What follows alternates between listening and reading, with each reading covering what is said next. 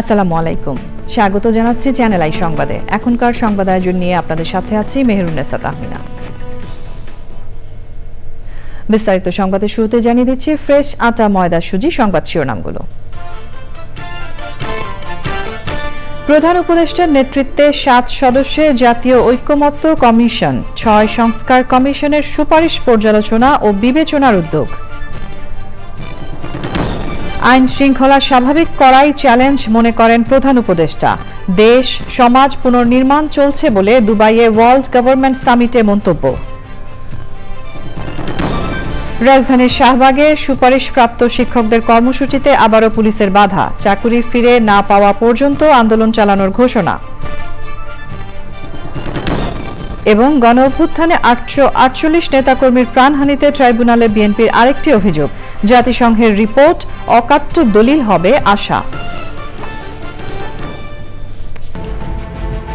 Primacy inbuilt. German technology, Bangladesh's first thermix rod, Salam Steel Thermax. সংবাদ শিরোনামগুলো জানাচ্ছিলাম। এখনকার এই সংবাদ আয়োজন একই সঙ্গে চ্যানেল আই এর ইউটিউব চ্যানেলে এবং চ্যানেল আই এর ওটিটি প্ল্যাটফর্ম আই স্ক্রিনে লাইভ স্ট্রিম হচ্ছে। এবার যাচ্ছে বিস্তারিত প্রসঙ্গে। প্রধান উপদেষ্টার নেতৃত্বে 7 সদস্যের জাতীয় ঐক্যমত্য কমিশন গঠন করেছে অন্তর্বর্তী সরকার। 6 সংস্কার কমিশনের সুপারিশগুলো নিয়ে অধিকতর পর্যবেক্ষণ, পর্যালোচনা এবং বিবেচনা গ্রহণের জন্য এই কমিশন গঠন করা হয়েছে। বিস্তারিত জানাচ্ছেন রফিকুল বাশার। অন্তর্বর্তী সরকার ক্ষমতায় এসে প্রয়োজনীয় সংস্কারের উদ্যোগ হিসেবে 7টি সংস্কার কমিশন গঠন করে। ইতিমধ্যে প্রতিবেদন জমা দিয়েছে সব কমিশন। কমিশনের সুপারিশগুলো কতটা কিভাবে বাস্তবায়ন করা যায় তা নিয়ে রাজনৈতিক দলগুলোর সাথে আলোচনা করতেই জাতীয় ঐক্যমত্য কমিশন গঠন করা হলো। প্রধান উপদেষ্টার প্রতিশ্রুতি অনুযায়ী গঠন করা 7 সদস্যের এই কমিশন রাজনৈতিক দলগুলোর সাথে আলোচনা করে পরবর্তী পদক্ষেপ নেওয়ার বিষয়ে সুপারিশ করবে এই জাতীয় ঐক্যমত্য কমিশন। প্রধান উপদেষ্টা ডক্টর মোহাম্মদ ইউনূস এই কমিশনের সভাপতি। 6 সংস্কার কমিশনের প্রধানদের নিয়ে গঠিত এই কমিশনের সহ সভাপতি সংবিধান সংস্কার কমিশনের প্রধান আলী রেয়াজ। অন্য সদস্যরা হলেন পুলিশ সংস্কার কমিশনের প্রধান সফর রাজ হোসেন, নির্বাচন সংস্কার কমিশনের প্রধান বদুল আলম মজুমদার, দুদক সংস্কার কমিশনের প্রধান ডক্টর ইফতেখারুজ্জামান, জনপ্রশাসন সংস্কার কমিশনের প্রধান আব্দুল মুঈদ চৌধুরী এবং বিচার বিভাগ সংস্কার কমিশনের প্রধান বিচারপতি ইমদাদুল হক। 6 মাস মেয়াদের এই জাতীয় ঐক্যমত্য কমিশন আগামী 15 ফেব্রুয়ারি থেকে কাজ শুরু করবে। এই কমিশনের সচিবিক দায়িত্ব পালন করবে প্রধান উপদেষ্টার কার্যালয়। Rafiqul Bashar, Channel I, Dhaka. ভোটারবিহীন কারচুপির নির্বাচনের মাধ্যমে পুরো বাংলাদেশ ধ্বংস করা হয়েছিল মন্তব্য করে প্রধান উপদেষ্টা অধ্যাপক মোহাম্মদ ইউনূস বলেছেন, আইন শৃঙ্খলা পরিস্থিতি স্বাভাবিক করাই এখন অন্তর্বর্তী সরকারের প্রধান চ্যালেঞ্জ। দুবাইয়ে বিশ্বের শীর্ষ নেতাদের সম্মেলনে অধ্যাপক ইউনূস বলেন, দেশ সমাজ পুনর্নির্মাণের কাজ চলছে। মোস্তফা মল্লিকের রিপোর্ট। ওয়ার্ল্ড গভর্নমেন্ট সামিট 2025-এ অংশ নিতে প্রধান উপদেষ্টা অধ্যাপক ডক্টর মোহাম্মদ ইউনূস সংযুক্ত আরব আমিরাতের দুবাইয়ে যান বুধবার। আমিরাতের ক্রীড়ামন্ত্রী ডক্টর আহমদ বেলহুল আল ফালাসি তাঁকে স্বাগত জানান। অধ্যাপক ইউনূসকে সম্মেলনে অংশ নেয়ার জন্য ধন্যবাদ জানান আহমদ বেলহুল। 2 দেশের মধ্যে খেলাধুলা ও সংস্কৃতির ক্ষেত্রে সম্ভাব্য সহযোগিতা সহ পারস্পরিক স্বার্থ সংশ্লিষ্ট নানা বিষয়ে আলোচনা করেন তারা। অধ্যাপক ডক্টর মোহাম্মদ ইউনূসের সঙ্গে সাক্ষাৎ করেন সংযুক্ত আরব আমিরাতের স্বাস্থ্যমন্ত্রী আব্দুল রহমান বিন মোহাম্মদ আল ওয়াইস। সরকারের শীর্ষ নেতাদের মর্যাদাপূর্ণ বার্ষিক সম্মেলনে যোগদানের জন্য প্রধান উপদেষ্টাকে ধন্যবাদ জানান তিনি।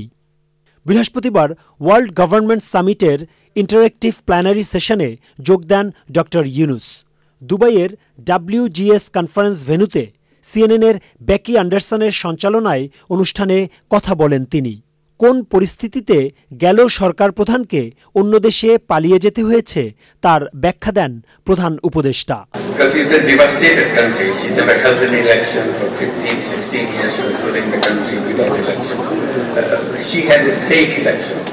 তারা দেশটাকে ধ্বংস করে দিয়েছিল, কোনো নির্বাচন ছিল না। শেখ হাসিনা কারচুপির নির্বাচন করেছিল, ভোটারবিহীন। দেশ ধ্বংস হয়ে গিয়েছিল। ব্যাংক ধ্বংস হয়ে গিয়েছিল, লুটপাট সব জায়গায়। এসব কারণে জনতা ক্ষেপে যায়, জনতা বিদ্রোহ করে তার বিরুদ্ধে। উপস্থাপক অধ্যাপক ইউনূসের কাছে জানতে চান তার সরকারের সামনে প্রধান চ্যালেঞ্জ কি। প্রথম কাজ হচ্ছে আইন শৃঙ্খলা পরিস্থিতি স্বাভাবিক করা, দেশ, সমাজ এবং প্রতিষ্ঠানগুলোকে পুনর্নির্মাণ করা। এই প্রক্রিয়ার মধ্য দিয়ে আমরা যাচ্ছি।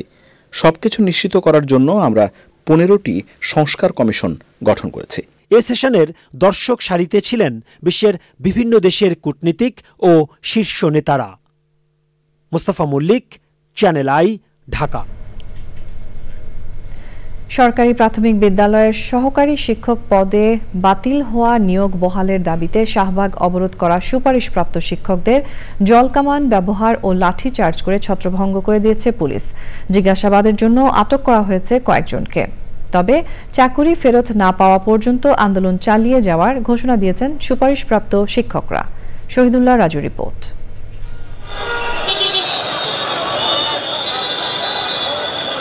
সহকারী শিক্ষক পদে তৃতীয় ধাপে ঢাকা ও চট্টগ্রাম বিভাগের ৬,৫৩১ জনের বাতিল হওয়া নিয়োগ বহালের দাবিতে বৃহস্পতিবারও রাজধানীর শাহবাগ মোড় অবরোধ করে অবস্থান নেয় সুপারিশপ্রাপ্ত শিক্ষকরা। সৃষ্টি হয় দীর্ঘ যানজট। অবরোধের ঘণ্টাখানেক পর বেলা 2টার দিকে জলকামান নিক্ষেপ করে পুলিশ। বেলা 2:30টায় জলকামান ব্যবহার ও ধাওয়া করে অবরোধকারীদের ছত্রভঙ্গ করে দেয় পুলিশ।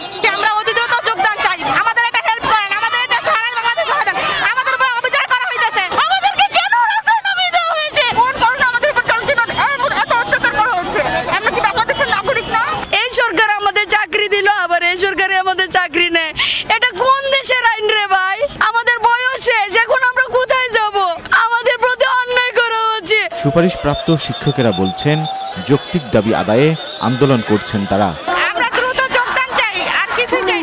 অন্তর্বর্তী সরকার আমাদের চূড়ান্তভাবে সুপারিশপ্রাপ্ত করেছে, এখন কেন এই সরকার আমাদের চাকরি কেড়ে নিল? পুলিশ বলছে পরিস্থিতি নিয়ন্ত্রণে আন্দোলনকারীদের রাস্তা থেকে সরিয়ে দিতে বাধ্য হয়েছেন। আমাদের যে টুলস আছে আমরা তো ব্যবহার করব, আমরা তো আর মেয়েদের গায়ে হাত তুলতে পারতেছি না। এখন পানি দিলে যেন এরা চলে যায়, এই জন্যই দেওয়া। আমরা তো যেন কোনো রকম মানে ক্ষতিকর কোনো কিছু না হয়, হার্মফুল কিছু না হয়, এটার জন্য পানি দেওয়া। 2023 সালের 14 জুন তৃতীয় ধাপের সহকারী শিক্ষক নিয়োগ বিজ্ঞপ্তি প্রকাশিত হয়। লিখিত মৌখিক পরীক্ষা শেষে গত বছরের 31শে অক্টোবর ফলাফল প্রকাশিত হয়। নিয়োগ বঞ্চিত কয়েকজন রিট করলে নিয়োগ কার্যক্রম বাতিল করে রায় দেন আদালত। Shahidullah Raju, channel I, Dhaka. আন্তর্জাতিক অপরাধ ট্রাইব্যুনালের চিফ প্রসিকিউটর তাজুল ইসলাম বলেছেন, জুলাই আগস্ট গণহত্যা নিয়ে জাতিসংঘের রিপোর্ট একটি অকাট্য দলিল। ট্রাইব্যুনালে অভিযোগ থাকা ব্যক্তিদের বিরুদ্ধে এই রিপোর্ট অনুযায়ী সরকার শক্ত পদক্ষেপ নেবে বলে জানান চিফ প্রসিকিউটর। জুলাই আগস্ট গণঅভ্যুত্থানে দেশব্যাপী 848 নেতাকর্মী ও সমর্থকদের নিহতের ঘটনায় ট্রাইব্যুনালে আরেকটি অভিযোগ দাখিল করেছে বিএনপি। মাজহারুল হক মান্নার রিপোর্ট। 84টি এজাহার অনুযায়ী জুলাই আগস্ট গণহত্যার অভিযোগে সাবেক প্রধানমন্ত্রী শেখ হাসিনা, সাবেক স্বরাষ্ট্রমন্ত্রী, আইনমন্ত্রী, আইনশৃঙ্খলা বাহিনী সহ 500 জনকে আসামি হিসেবে অভিযুক্ত করা হয়েছে। বিএনপির মহাসচিব মির্জা ফখরুল ইসলাম আলমগীরের স্বাক্ষরিত অভিযোগটি ট্রাইব্যুনালের প্রসিকিউশন শাখায় দাখিল করে একথা জানান দলটির মামলা সংগ্রহ তথ্য সেলের সমন্বয়ক। এতে 1 জুলাই থেকে 5 আগস্ট পর্যন্ত বিএনপির নেতাকর্মী ও সমর্থকদের হত্যার ঘটনা উল্লেখ করা হয়েছে। 500-র উপরে আছে আপনার এজাহারের তালিকা। এই সম্পূর্ণ আজকে জমা দিলাম, ওনারা রিসিভ করে নিয়েছেন। আমরা এই হত্যার সঠিক বিচার চাই। এই মামলায় আছে এই সাবেক স্বৈরাচার সরকারের প্রধান, ভোটারবিহীন প্রধানমন্ত্রী, সাবেক স্বরাষ্ট্রমন্ত্রী, পুলিশের সদস্য। পরে জুলাই আগস্ট গণহত্যার ঘটনায় জাতিসংঘের রিপোর্ট নিয়ে কথা বলেন চিফ প্রসিকিউটর। এই সমস্ত অফিসাররা রাষ্ট্রীয় গোয়েন্দা সংস্থা সহ বিভিন্ন বাহিনীর সদস্য, তাদেরকে যদি চাকরিচ্যুত না করা হয়, সাক্ষীরা আদালতে আসতে ভয় পাবেন, তদন্ত প্রক্রিয়া বাধাগ্রস্ত হবে। জাতিসংঘ তাদের এই রিপোর্টটা সম্পূর্ণ ইম্পার্শিয়াল, কোনো দলের দ্বারা প্রভাবিত হয়ে হয়নি। তারা আমাদের সাথেও কথা বলেননি, তারা অপরাধীদের সাথে কথা বলেছেন, ভিকটিমদের সাথে কথা বলেছেন এবং যেখানে কথা বলা দরকার সেগুলো সেই জায়গায় কথা বলেছেন। সুতরাং এটা অকাট্য দলিল প্রমাণ হিসাবে এই আদালতে ব্যবহার করা যাবে। চিফ প্রসিকিউটর বলেছেন, একমাত্র আন্তর্জাতিক অপরাধ ট্রাইব্যুনালের আইনেই জুলাই আগস্ট গণহত্যার ঘটনায় অভিযুক্তদের বিচার করা সম্ভব। মাজহারুল হক মান্না, চ্যানেল আই, ঢাকা। জামায়াতে ইসলামের সেক্রেটারি জেনারেল অধ্যাপক মিয়া গোলাম পরওয়ার বলেছেন, নির্বাচনী প্রক্রিয়ার সাথে জড়িত প্রয়োজনীয় সংস্কার ছাড়া নির্বাচন যেন না হয় সে বিষয়ে ইসিকে স্পষ্ট করা হয়েছে। তা না হলে আগের মতোই প্রশ্নবিদ্ধ নির্বাচন হবে। দীর্ঘ 1 যুগ পর নির্বাচন কমিশনের সঙ্গে বৈঠক করেছে বাংলাদেশ জামায়াতে ইসলামী। দলের সেক্রেটারি জেনারেল মিয়া গোলাম পরওয়ারের নেতৃত্বে 6 সদস্যের প্রতিনিধি দল সকাল 10টায় নির্বাচন কমিশনে আসেন। প্রধান নির্বাচন কমিশনার এএমএম নাসির উদ্দিনের নেতৃত্বে 4 নির্বাচন কমিশনার ও কমিশনের সিনিয়র সচিব বৈঠকে অংশ নেন। ইসি কর্মকর্তারা জানান, নিবন্ধন বাতিলের আগে নির্বাচন কমিশনে দলটির সবশেষ যোগাযোগ হয়েছিল 2012 সালের 2রা ডিসেম্বর। সেই সময় নিবন্ধন বাঁচাতে দলটি গঠনতন্ত্রে সংশোধন এনে জমা দিয়েছিল। নিবন্ধন বিষয়ে আদালতের ন্যায় বিচার আশা করছে Jamaate Islami. No election without reform. আমাদের পরিপূর্ণভাবে অন্তত নির্বাচনী প্রক্রিয়ার সঙ্গে যে সমস্ত অর্গান এবং বিভাগগুলো রাষ্ট্রের জড়িত সেগুলোকে সংস্কার করেই জাতীয় সংসদে নির্বাচন করতে হবে। তা না হলে এই নির্বাচন নিরপেক্ষ হবে না, অবাধ হবে না। পূর্বের যে 3টা নির্বাচনে জনগণ ভোট দিতে পারে নাই সেই নির্বাচনেরই পুনরাবৃত্তি ঘটবে। 300 আসনে নির্বাচন করার সক্ষমতা জামাত ইসলামের আছে। আমরা 300 আসনে প্রার্থী আমরা প্রস্তুত করে ফেলেছি। প্রাথমিক বাছাই প্রক্রিয়া চলছে, অফিসিয়ালি সেন্ট্রাল ডিক্লারেশন হয়নি। বিএনপি মহাসচিব মির্জা ফখরুল ইসলাম আলমগীর বলেছেন, আনুপাতিক হারে নির্বাচনের কোনো ব্যবস্থাই বিএনপি সমর্থন করে না। তিনি আরো বলেন, যত দ্রুত নির্বাচন হবে ততই দেশের পরিস্থিতি সহজ হবে। দুপুরে রাজধানীর গুলশানে বিএনপি চেয়ারপারসনের কার্যালয়ে ঢাকায় নিযুক্ত ভারপ্রাপ্ত ব্রিটিশ হাইকমিশনার জেমস গোল্ডম্যানের সঙ্গে বৈঠক শেষে সাংবাদিকদের তিনি এই কথা বলেন। জাতিসংঘের প্রতিবেদনে স্বস্তি প্রকাশ করে বিএনপি মহাসচিব বলেন, আয়নাঘরের মাধ্যমে প্রমাণিত হয়েছে ক্ষমতায় টিকে থাকতে আওয়ামী লীগ সচেতনভাবে মানবাধিকার লঙ্ঘন করেছে। স্থানীয় সরকার নির্বাচনের আগে জাতীয় নির্বাচন চেয়ে মির্জা ফখরুল বলেন, জনগণই ঠিক করবে এদেশে কারা রাজনীতি করবে আর কারা করবে না। যখন বলে তখন আমরা সেগুলো বিশ্বাস করি, আর যখন আমরা রাজনৈতিক দলগুলো বলি তখন আপনার অনেকে বিশ্বাস করতে চায় না।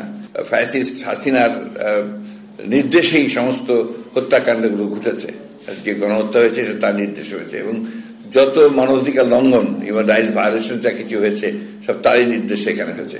কোন পার্টি নিষিদ্ধ হবে, কোন পার্টি কাজ করবে, কোন পার্টি কাজ করবে না, পিপল উইল ডিসাইড।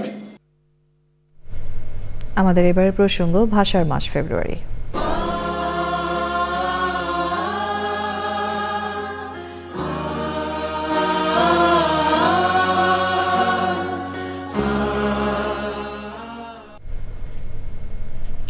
অমর একুশে বইমেলায় এসেছে সুর সম্রাট আলাউদ্দিন খাঁকে নিয়ে নাসির আলী মামুনের উপন্যাস হেম বেহাগের মহারাজ। এছাড়াও বইমেলায় উন্মোচিত হচ্ছে বিভিন্ন নতুন বইয়ের মোড়ক। ইফতেখার উদ্দিনের রিপোর্ট। প্রায় মাঝামাঝি সময়ে জমজমাট অমর একুশে বইমেলা। পাঠকরা জানালেন তাদের প্রতিক্রিয়া। প্রতি বছরই পারলে আম্মু বাবার সাথে নিয়ে আসে, নতুন নতুন লেখকদের সাথে দেখা হয়, বই দেখা হয়, আম্মু বাবার বই কিনে, ওইটা দিয়েই তো ইন্সপায়ার্ড হয়ে দেখেছি। এবারের বইমেলায় কথা প্রকাশের প্যাভিলিয়নে মিলছে নাসির আলী মামুনের বই হেম বেহাগের মহারাজ। পশ্চিম বাংলা এবং এই বাংলায় ওস্তাদ আলাউদ্দিন খাঁ সাহেবের কোনো পূর্ণাঙ্গ জীবনী নাই।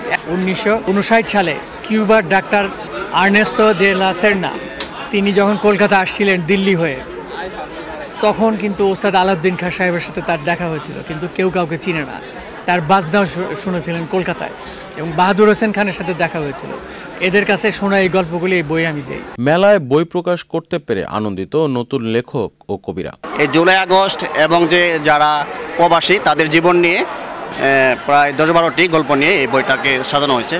তো আমার লেখা পড়ে অনেকেই ভালোই বলছে, আমার কাছে খুব ভালো লাগছে। অত দেশবাসী পড়লে পরে বুঝবে যে আমি কি লিখছি বা কি বোঝাইতে চাচ্ছি। তাতে মানবিক দুঃখবোধ সবই তো আছে, যেমন কিছু আছে মধ্যবিত্ত স্বপ্ন আছে, মাঝবয়সী ইনসিডেন্ট। অমর একুশে বইমেলায় এখন পর্যন্ত নতুন প্রকাশিত বইয়ের সংখ্যা 1000 ছাড়িয়েছে। Iftekhar Uddin, Channel I, Dhaka. ব্যবসা, কর্মসংস্থান, উচ্চশিক্ষা, চীনের সঙ্গে বহুমুখী যোগাযোগ বাংলাদেশে চাইনিজ ভাষা শেখার গুরুত্ব বাড়িয়েছে। মেগা প্রকল্প বাস্তবায়ন, বাণিজ্য সহ নানা কারণে চীনের বিভিন্ন প্রতিষ্ঠানের প্রভাব বৃদ্ধিতে বহু তরুণ দেশে চাকরি খুঁজতে চাইনিজ বা ম্যান্ডারিন ভাষা শিখছেন। ভাষা প্রশিক্ষকরা বলছেন, চীনা ভাষার দক্ষতা তরুণদের ক্যারিয়ার এগিয়ে নিতে সাহায্য করছে। লুৎফুর রহমান সোহাগের রিপোর্ট। চীনের অর্থনৈতিক অগ্রযাত্রা বাংলাদেশে কী ধরনের প্রভাব ফেলছে তার আঁচ পাওয়া যায় ঢাকার ভাষা শিক্ষা কেন্দ্রগুলোতে। গেল কয়েক বছরে বেসরকারি প্রতিষ্ঠান থেকে বিশ্ববিদ্যালয় পর্যন্ত ব্যাপকভাবে চীনা ভাষার চর্চা বেড়েছে। দেশে ও দেশের বাইরের সুযোগ কাজে লাগাতে ইংরেজির পর তরুণরা এখন সবচেয়ে বেশি খোঁজ নিচ্ছেন চাইনিজ বা ম্যান্ডারিন ভাষার। যেহেতু দীর্ঘদিন চাইনিজের সাথে কাজ করছি, তো ভাষা জানা থাকলে আসলে বেশ কিছু সুবিধা আছে। হয়তো চাইনিজের সাথে কোনো কোম্পানিতে বা কোনো জায়গায় কাজ করার ইচ্ছে আছে। বড় ভাই চাইনিজ প্রজেক্টে চাকরি করে, পরে আমাকে ওখানে ঢুকাইছিল চাকরি করার জন্য। আমি 6 মাস মতো করছিলাম। দেখতেছি ওখানে দুভাষী আছে, আবার মানে দুভাষী থেকে শুনতেছি এখানে পড়ে চীনে যাওয়ার সুবিধা আছে। আমার হাজব্যান্ড উনি একজন দুভাষী, সে যখন চাইনিজে কথা বলে বাসায় এসে, তখন আমার খুব ভালো লাগে। আমি চাই আমার হাজব্যান্ডের মতো চাইনিজ শিখে জব করতে চাই। প্রশিক্ষকরা বলছেন, বিচিত্র চাহিদা চাইনিজ ভাষার প্রতি তরুণদের আগ্রহী করে তুলছে। তো একজন দুজন ছাত্র নিয়ে শুরু করেছে, এখন তো দেখতেই পাচ্ছেন ক্লাস ভর্তি ছাত্র। যুবক শ্রেণী বেশি শিখছে, তাদের চাকরির প্রয়োজন। তবে একটা বড় অংশ আছে যারা ব্যবসা করতে চায়। যেহেতু চাইনিজ কোম্পানিতে একটু উচ্চ বেতনে চাকরি পাওয়া যায়, সে কারণেই যাদের যোগ্যতা কিছুটা কম তাদের জন্য এটা একটা বাড়তি যোগ্যতা দিচ্ছে। স্কলারশিপে যারা যেতে চায় তারা প্রায় সবাই আমাদের কাছে আসে, চাইনিজ শেখে। পরিবর্তিত বিশ্বে এগিয়ে যেতে মাতৃভাষায় দক্ষ হওয়ার পাশাপাশি একাধিক ভাষা শেখার তাগিদ দিচ্ছেন প্রশিক্ষকরা।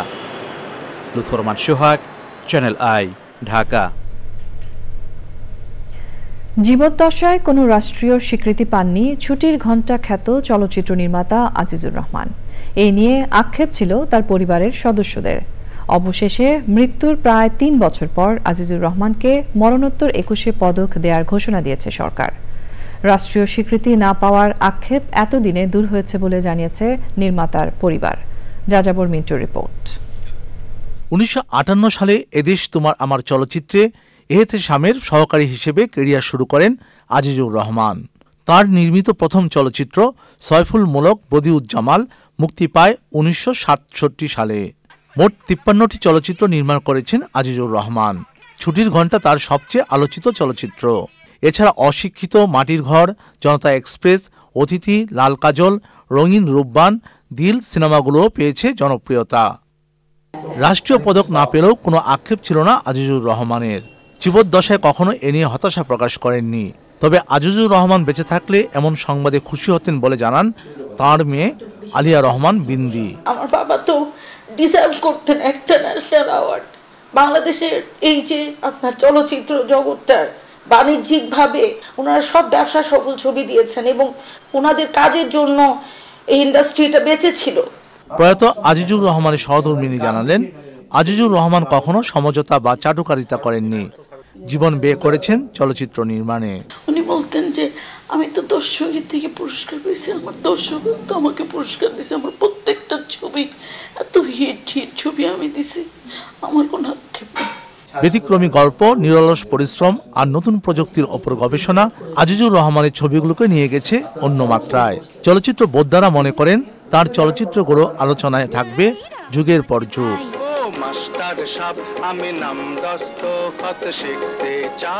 যাযাবর মিন্টু, চ্যানেল আই, ঢাকা। এবারের প্রসঙ্গ আই স্পোর্টস।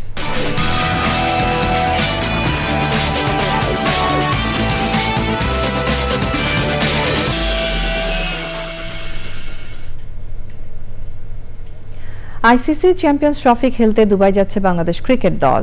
8 জাতির টুর্নামেন্টে 20 ফেব্রুয়ারি ভারতের বিপক্ষে বাংলাদেশের প্রথম ম্যাচ দুবাইয়ে। পরের 2 ম্যাচ নিউজিল্যান্ড ও হোস্ট পাকিস্তানের বিপক্ষে অনুষ্ঠিত হবে রাওয়ালপিন্ডিতে।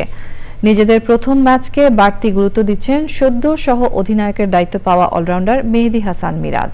ভারতের বিপক্ষে প্রথম ম্যাচে জয় দলের আত্মবিশ্বাসকে তুঙ্গে নিয়ে যেতে পারে বলে বিশ্বাস তার। আদিল আহমেদ খানের রিপোর্ট। চ্যাম্পিয়ন্স ট্রফি খেলতে যাওয়ার একদিন আগেই অফিসিয়াল ফটো সেশন এবং ঘরের মাঠে শেষ অনুশীলন সেরেছেন নাজমুল শান্ত, মিরাজরা। 50 ওভারের টুর্নামেন্টের আগে টি-20 বিপিএল দিয়ে নিজেদের প্রস্তুতিও সেরেছেন জাতীয় দলের তারকারা। তবে একদিনের ম্যাচের জন্য মূল প্রস্তুতি দুবাইতেই নেবে টিম টাইগার্স।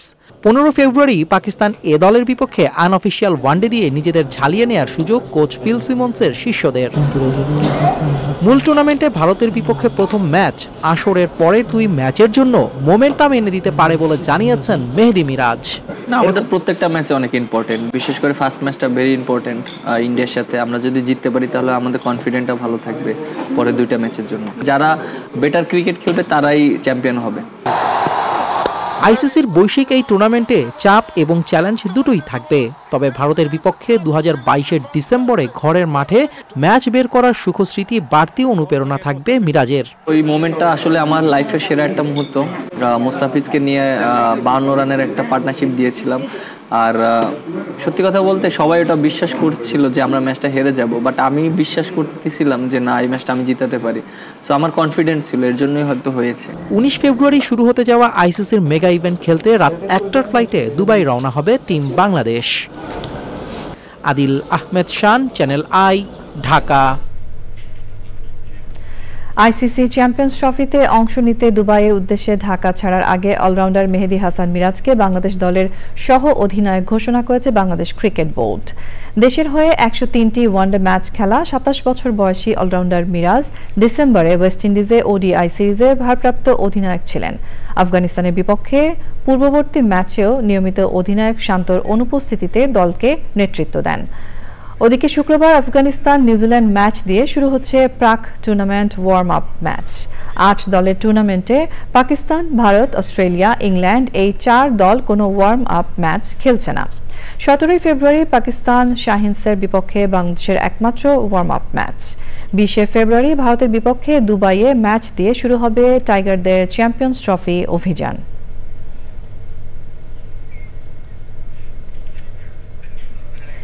দেশের মাটিতে আইসিসি চ্যাম্পিয়ন্স ট্রফির আসর, তার আগে ট্রাইনেশন ওডিআই টুর্নামেন্টের ফাইনালের আগে দুঃসংবাদ পেয়েছে পাকিস্তান ক্রিকেট দল।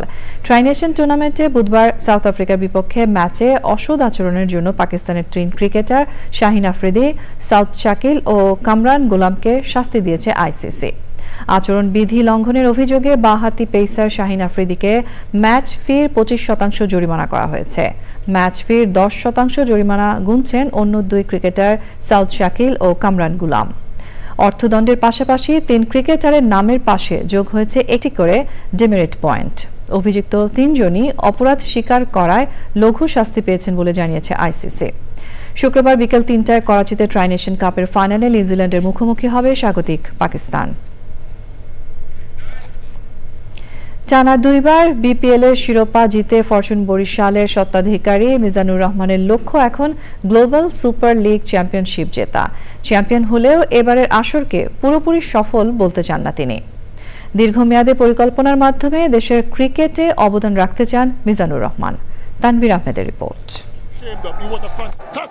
বিপিএল এর একাদশ আসর 40 দিনের এই টুর্নামেন্টে প্রায় পুরো সময় জুড়ে আলোচনায় ছিল বোর্ড, কখনো বা ফ্র্যাঞ্চাইজির কর্মকাণ্ড। সেখানে ব্যতিক্রম চ্যাম্পিয়ন ফরচুন বরিশালের মালিক মিজানুর রহমান।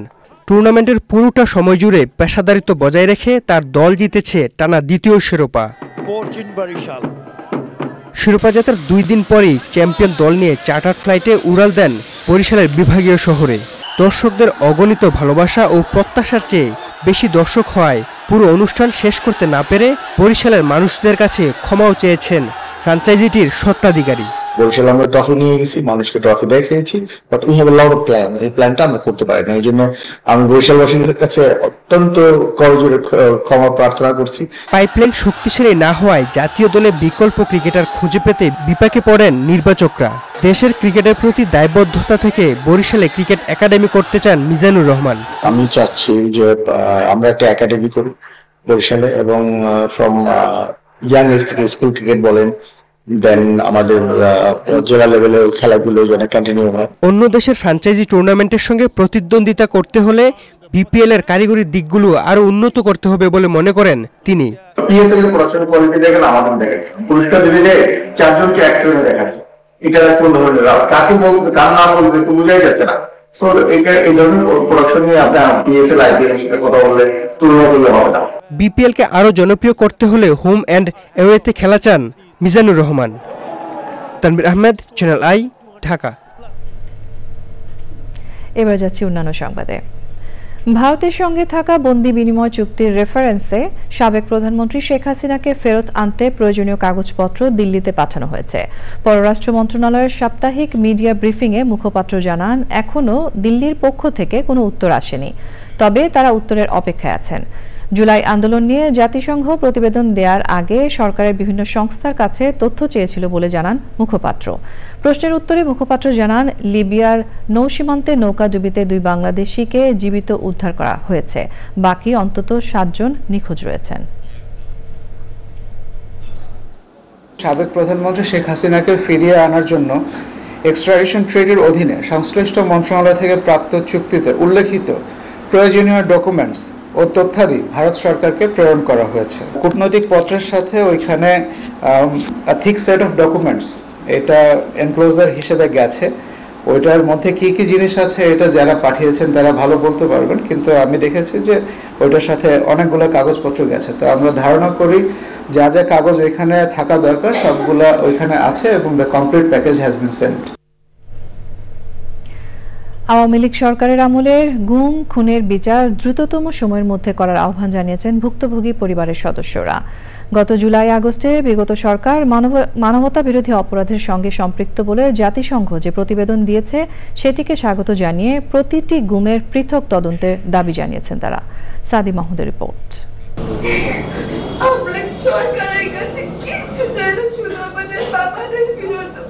আমরা কোনো লাশ চাই না, শুধু বাবাকে চাই, বাবাদের হাতটা ধরতে চাই। আজ পর্যন্ত বাবার হাতটা ধরতে পারিনি, ছোট থেকে বড় হয়ে গেলাম। বাবার আদর পাইনি, বাবার স্নেহ পাইনি। জাতীয় প্রেস ক্লাবে মায়ের ডাকের আয়োজনে জাতিসংঘের তদন্ত প্রতিবেদন এবং মানবতা বিরোধী অপরাধ ও বিচার প্রক্রিয়া শীর্ষক আলোচনা সভা। সব ধরনের গুম খুনের দ্রুত বিচার দাবি করেন ভুক্তভোগী পরিবারের সদস্যরা। জাতিসংঘের থেকে এই তদন্ত কমিশনে যাতে তাদের অন্তর্ভুক্ত করা হয়। আমরা চাই প্রত্যেকটা গুমের আলাদা আলাদা তদন্ত করা হোক এবং প্রত্যেকটা অপরাধী যেন সাজা পাক, আইনের আওতায় আনা হোক এবং একটা নিরপরাধ ব্যক্তিও যেন সাজা না পায়। পশুদের বিচার হবে, যে সরকার থাকুক আর না থাকুক, কে থাকে কে থাকবে এটা আমরা জানি না। খুনিদের দ্রুততার সাথে বিচার করা হোক, যাতে খুনিদের ধরে বিচারের আওতায় আনা হয়। জুলাই আগস্ট অভ্যুত্থানে গণহত্যার ঘটনায় জাতিসংঘের তদন্তে সরকারের পূর্ণ সহযোগিতা করা প্রয়োজন বলে মন্তব্য করেন নেত্র নিউজের প্রধান সম্পাদক। আমরা চাই যে বাংলাদেশ সরকার এই ফ্যাক্ট ফাইন্ডিং মিশনের যে ডিউরেশনটা আছে সেটাকে এক্সটেন্ড করুন এবং আরও তদন্তে যা সহযোগিতা প্রয়োজন সেটা প্রদান করুন। এখানে একটা খুব গুরুত্বপূর্ণ জিনিস হলো যে এই প্রথমবারের মতো কিন্তু আমরা বাংলাদেশে জুলাই আগস্ট মাসে যা যা হয়েছে তার একটা খুব কম্প্রিহেন্সিভ একটা ওভারভিউ আমরা পেয়েছি। বিদেশে পাচার হওয়া অর্থ উদ্ধারেও জাতিসংঘের সহায়তা নেওয়া উচিত বলে জানান আলোচকরা। সাদি মাহমুদ, চ্যানেল আই, ঢাকা। সংবাদের এই পর্যায়ে আমরা নিচ্ছি একটা বিরতি এবং বিরতির পর আরও যা থাকছে। জার্মানির মিউনিখে জনতার ভিড়ের মাঝে গাড়ি উঠে যাওয়ায় কমপক্ষে 28 জন আহত, আফগান আশ্রয়প্রার্থী চালক আটক। স্বাগত জানাচ্ছি আরও একবার চ্যানেল আই সংবাদে। জুলাই বিপ্লবে বেসরকারি বিশ্ববিদ্যালয়ের শিক্ষার্থী, স্টাফ এবং অ্যালামনাই মিলে 22 জন শহীদ হয়েছেন বলে জানিয়েছে private university national association of Bangladesh, PUNAB. অসংখ্য আহত এখনও মৃত্যুর সঙ্গে লড়ছেন জানিয়ে তাদের সুচিকিৎসার দাবি জানিয়েছেন তারা। জাতীয় প্রেস ক্লাবে সংবাদ সম্মেলনে পুনাবের পক্ষে প্রধান মুখপাত্র নাজমুল আহসান এবং সদস্য সচিব আসিফ রেজা সহ অন্যরা বিভিন্ন বিষয়ে কথা বলেন। শহীদ পরিবারগুলোর পুনর্বাসন ও আর্থিক সহায়তা নিশ্চিত করতে সংশ্লিষ্টদের প্রতি আহ্বান জানান তারা।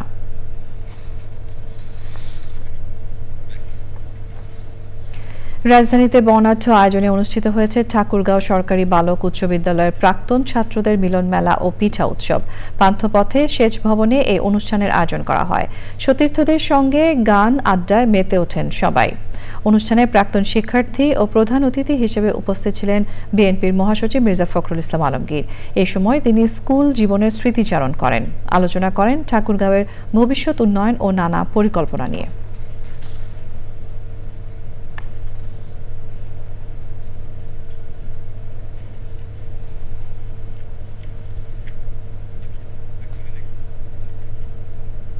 নিচল টাটা আন্তর্জাতিক সংবাদ।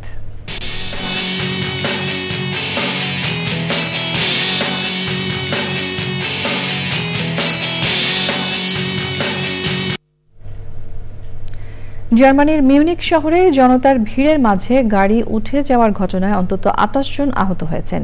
এই ঘটনায় গাড়ির চালক আফগান আশ্রয় প্রার্থী যুবককে আটক করেছে পুলিশ। মিউনিক পুলিশের একজন মুখপাত্র জানান, আহতদের কয়েকজনের অবস্থা আশঙ্কাজনক। তবে এটি দুর্ঘটনা নাকি নাশকতা তদন্ত করে জানানোর কথা বলছে পুলিশ। শুক্রবার থেকে মিউনিক নিরাপত্তা সম্মেলন শুরু হবে। এই সম্মেলনে মার্কিন ভাইস প্রেসিডেন্ট জেডি ভ্যান্স, ইউক্রেনের প্রেসিডেন্ট জেলেনস্কি সহ অন্যান্য দেশের শীর্ষ কর্মকর্তাদের থাকার কথা রয়েছে।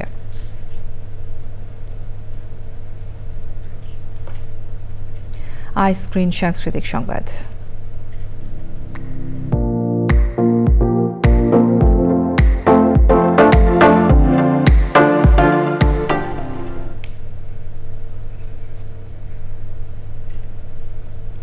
শুক্রবার ভালোবাসা দিবসে মুক্তি পাচ্ছে নির্মাতা অরুণ চৌধুরীর তৃতীয় সিনেমা জলে জলে তারা। মুক্তির আগে সিনেমাটির কলাকুশলীদের নিয়ে আড্ডায় উপস্থিত ছিলেন চলচ্চিত্রটির অভিনেত্রী রাফিয়াত রশিদ মিথিলা, অভিনেতা FS নাইম ও টিমের অন্য সদস্যরা। রাজধানীর গুলশানের একটি ক্যাফেতে হাজির হয়ে চলচ্চিত্রটি নিয়ে প্রাণ খুলে কথা বলেন শিল্পী ও কলাকুশলীরা। চলচ্চিত্রে তারা চরিত্রে অভিনয় করেছেন দুই বাংলার জনপ্রিয় অভিনেত্রী মিথিলা ও হোসেন মাঝি চরিত্রে অভিনয় করেছেন অভিনেতা FS নাইম। রোমান্টিক গল্পের এই সিনেমাটি 2020-21 অর্থ বছরে অনুদান পায়। করোনার মধ্যে 2021 সালের অক্টোবরে মানিকগঞ্জে সিনেমাটির শুটিং শুরু হয়। এরপর একাধিকবার সিনেমাটি মুক্তির তারিখ ঘোষণা করা হয়েছিল, কিন্তু নানা কারণে তা বাতিল হয়ে যায়। সবশেষ ভালোবাসা দিবসকেই মুক্তির মোক্ষম দিন হিসেবে বেছে নেওয়া হয়। সিনেমাটিতে নাইম, মিথিলা ছাড়াও অভিনয় করেছেন ফজলুর রহমান বাবু, মনিরা মিঠু, আজাদ আবুল কালাম, নূর ইমরান মিঠু সহ অনেকে। কৃষি সংবাদ।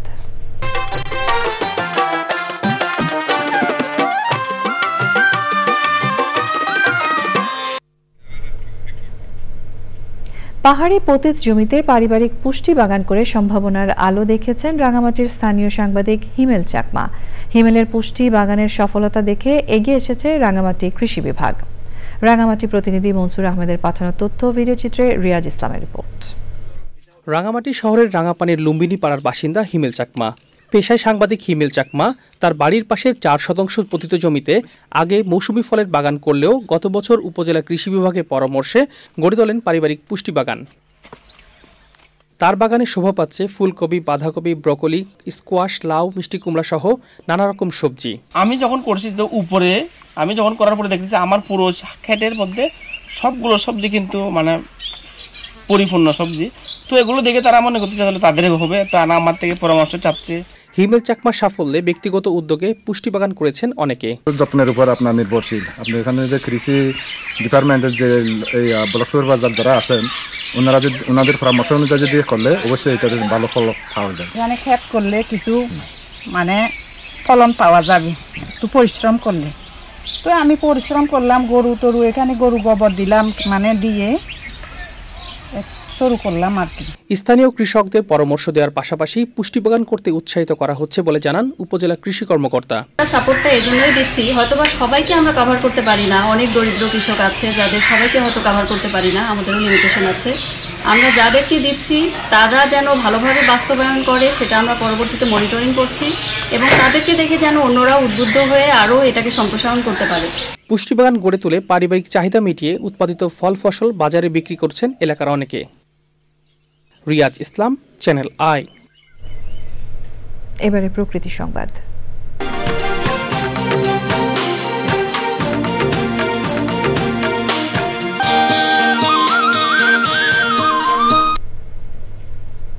পর্যটন শিল্পের নতুন সম্ভাবনা বরগুনার বেতাগীর ঝোপখালী পাখির চর।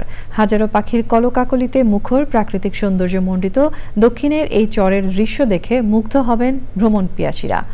স্থানীয়রা বলেছেন, এই চরকে কেন্দ্র করে গড়ে উঠতে পারে আকর্ষণীয় পর্যটন কেন্দ্র, আর এই বিষয়ে কাজ করছে উপজেলা প্রশাসনও।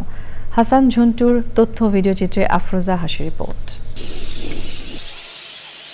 অথই জলরাশি আর বিস্তৃত নদীর মাঝে সবুজ বনে পাখির কলকাকলি। বিষখালী নদীর মোহনায় ১০০ একর জায়গায় প্রাকৃতিকভাবে গড়ে উঠেছে মনোমুগ্ধকর এই পাখির চর। ছোট বড় বিভিন্ন প্রজাতির পাখি, বন্যপ্রাণী আর উদ্ভিদে গড়ে উঠেছে চরের জীববৈচিত্র্য। শীতে বক, বালিহাঁস ছাড়াও রং বেরঙের পরিযায়ী পাখির আগমনে নিভৃত চরের প্রকৃতি পরিবেশ হয়ে উঠেছে প্রাণবন্ত। চরকে কেন্দ্র করে নতুন দিনের স্বপ্ন দেখছেন স্থানীয়রাও। সন্ধ্যার পরে বিভিন্ন পাখির ডাকও শোনা যাচ্ছে। এখানে প্রচুর পাখি বিচরণ দেখা যায়, যার জন্য এটা আমরা নাম রেখেছি পাখির চর। স্থানীয় যে পাখিগুলো, সেই পাখিগুলো এখানে কিন্তু অবাধ বিচরণ। এখানে মানুষ এসে এখানে কিন্তু তারা নিজেরা তাদের সময় কাটাবে। ঝোপখালী পাখির চরকে মনোমুগ্ধকর বৈচিত্র্যময় পর্যটন কেন্দ্র হিসেবে গড়তে পরিকল্পনা নিয়েছে প্রশাসন। এই চরটি সংরক্ষণের জন্য ইতিমধ্যেই আমরা জেলা প্রশাসক স্যারের সাথে কথা বলেছি। আমরা বৃক্ষরোপণ করব এবং ওখানে পাখিগুলো, শীতকালীন যে অতিথি পাখি আসে সেই পাখিগুলো যেন নির্বিঘ্নে এবং কোনো শিকারীর ছবলে না পড়ে, সেজন্য আমরা ওখানে পাখিগুলোর জন্য কিছু বাসা তৈরি করে দেব। সংশ্লিষ্টরা বলছেন, প্রাকৃতিক ভারসাম্য বজায় রেখে পাখির চরকে দর্শনীয় স্থানে পরিণত করলে আঞ্চলিক অবকাঠামোগত উন্নয়নের পাশাপাশি আদায় হবে বিপুল পরিমাণ রাজস্ব। আফরোজা হাসি, প্রকৃতি ও জীবন desk, Channel I. Dhaka bank বাণিজ্য সংবাদ।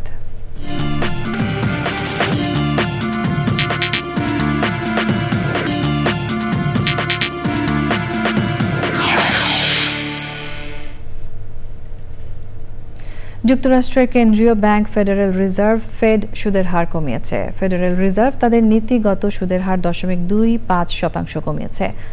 এই সিদ্ধান্তের মাধ্যমে নতুন সুদের হার 4.25% থেকে 4.50% মধ্যে নির্ধারণ করা হয়েছে। চলতি বছর সেপ্টেম্বরে শুরু হওয়া ধারাবাহিক হার কমানোর এটি তৃতীয় দফা।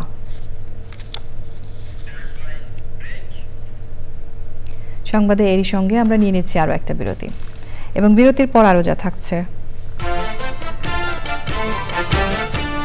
জুলাই অভ্যুত্থানে জাতিসংঘের প্রতিবেদনকে সরকারের স্বাগত। বিদেশি নাগরিকদের জন্য অনলাইনে অন অ্যারাইভাল ভিসা কার্যক্রম উদ্বোধন।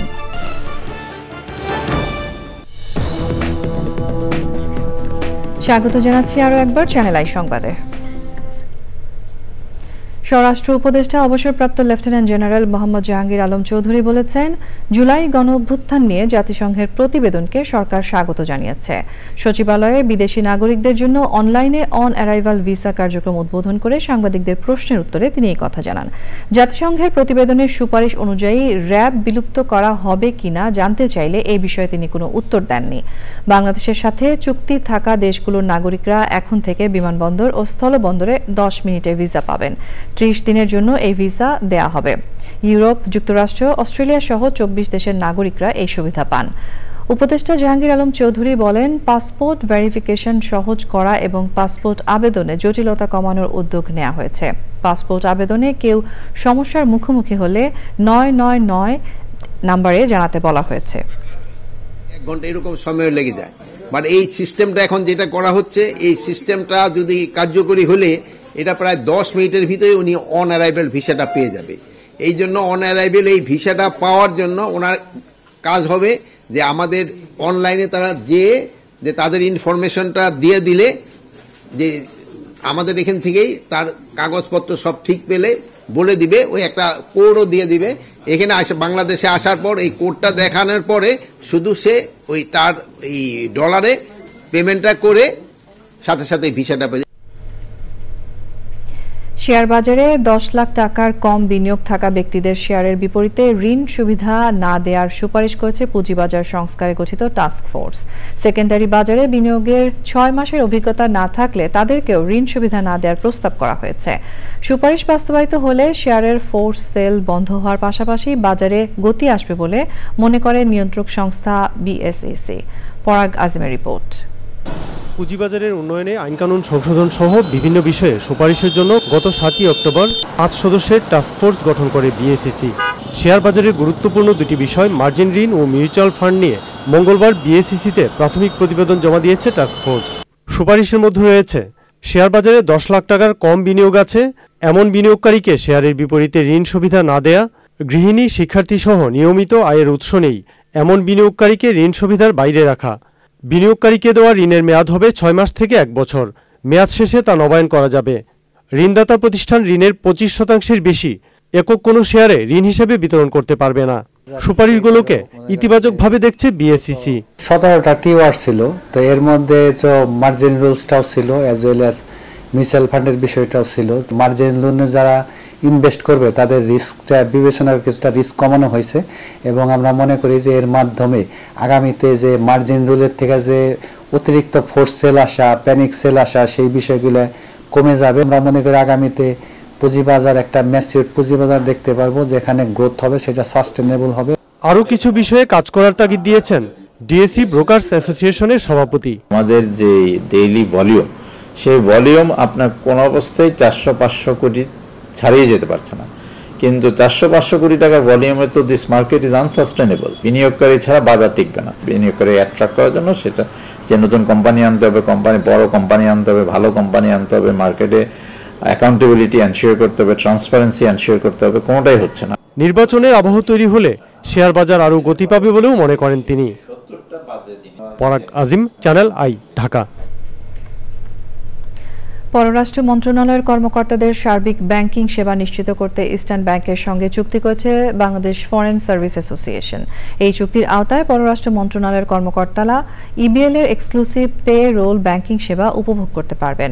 সংক্ষিপ্ত আনুষ্ঠানিকতায় চুক্তিতে সই করেন বাংলাদেশ ফরেন সার্ভিস অ্যাসোসিয়েশনের প্রেসিডেন্ট ডক্টর মোহাম্মদ নজরুল ইসলাম এবং ইবিএল এর ব্যবস্থাপনা পরিচালক ও প্রধান নির্বাহী আলী রেজা ইফতেখার। সংবাদে এরই সঙ্গে আমরা নিয়ে নিচ্ছি আরও একটা বিরতি, এবং বিরতির পর খেলার খবরে যা থাকছে। চ্যাম্পিয়ন্স লিগ ফুটবলের প্লে অফের প্রথম লেগে বায়ার্ন মিউনিখের স্বস্তির জয়। স্কটিশ ক্লাব সেল্টিকের অজেয় যাত্রা থামালো বাভারিয়ান। সিরাজগঞ্জ জেলার সকল উপজেলার 134টি শিক্ষা প্রতিষ্ঠানের নবম ও দশম শ্রেণীর 747 জন মেধাবী শিক্ষার্থীকে বৃত্তি ও সম্মাননা সনদ দিয়েছে মানব কল্যাণমুখী খাজা মোজাম্মেল হক ফাউন্ডেশন।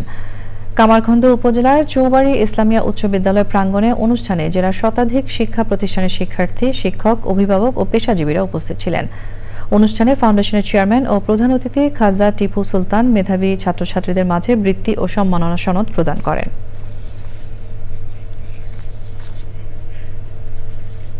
এবারে রয়েছে খেলার খবর।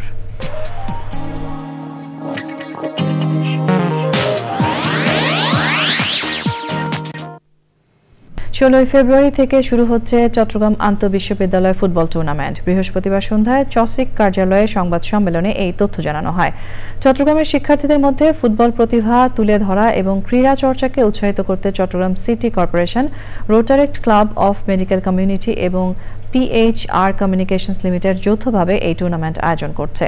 প্রতিযোগিতায় চট্টগ্রামের 12টি উচ্চ শিক্ষা প্রতিষ্ঠান অংশ নিচ্ছে। সংবাদ সম্মেলনে উপস্থিত ছিলেন চসিকের প্রধান নির্বাহী কর্মকর্তা শেখ মোহাম্মদ তৌহিদুল ইসলাম, সচিব মোহাম্মদ আশরাফুল আমিন সহ অন্যরা। এরই সঙ্গে সংবাদের শেষ ভাগে আমরা তবে যাবার আগে ফ্রেশ আটা ময়দা সুজি সংবাদ শিরোনামগুলো জানিয়ে দিচ্ছি আরও একবার। প্রধান উপদেষ্টার নেতৃত্বে 7 সদস্যের জাতীয় ঐক্যমত্য কমিশন, 6 সংস্কার কমিশনের সুপারিশ পর্যালোচনা ও বিবেচনার উদ্যোগ। আইন শৃঙ্খলা স্বাভাবিক করাই চ্যালেঞ্জ মনে করেন প্রধান উপদেষ্টা। দেশ সমাজ পুনর্নির্মাণ চলছে বলে দুবাইয়ে ওয়ার্ল্ড গভর্নমেন্ট সামিটে মন্তব্য। রাজধানীর শাহবাগে সুপারিশপ্রাপ্ত শিক্ষকদের কর্মসূচিতে আবারও পুলিশের বাধা। চাকুরি ফিরে না পাওয়া পর্যন্ত আন্দোলন চালানোর ঘোষণা। এবং গণ অভ্যুত্থানে 848 নেতাকর্মীর প্রাণহানিতে ট্রাইব্যুনালে বিএনপির আরেকটি অভিযোগ। জাতিসংঘের রিপোর্ট অকাট্য দলিল হবে আশা।